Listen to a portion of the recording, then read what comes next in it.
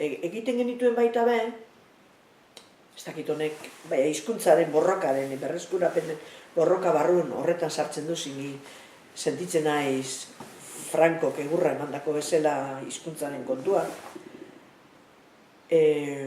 Bilbora eta joaten ginen, dendetara, eta euskeraz eskatzen genuen. Eta onartuak izaten ginen lekuan, edo euskeraz hitz egiten lekuan, gauza txikirin bat edo beste erosi egiten genuen.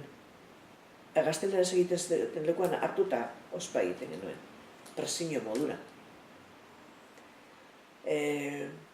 Durangaldean, egin genituen alako ekintza batzuk, da niri tokatu zitzaidan Kaja Horroz Municipalera joatea, raibindikatzera euskeraz zekien norbait mostradorean ipiniz esaten. Zabala, orduan,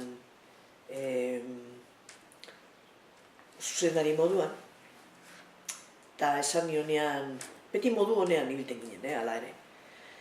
Esan genionean, eskatu genionean euskeraz egiten norbait jarz esaten, erantzun zidan, problema bat zeukatela, hori ondo ikusten zutela, baina problema zeukatela, klaro. Zelan esan erdaldun jenteari, euskaldun bat ipini behar zutela mostradorean, ian nola egin alako faena bat, cuando nosotros les hemos traído a trabajar aquí, hitzak hori dira. ¿Cómo les vamos a hacer esa faena ahora? Aquellos. Eta nik esan nion, guk bereziki ez genituela ekarri. Osea, igual sistemak ekarriko zituela lanera ona, ez da gizergatik, ara lana eraman beharrean, ez? Ona ekarri lanera. Guk ez genituela ekarri, baina guk horren kontra ez gaudela.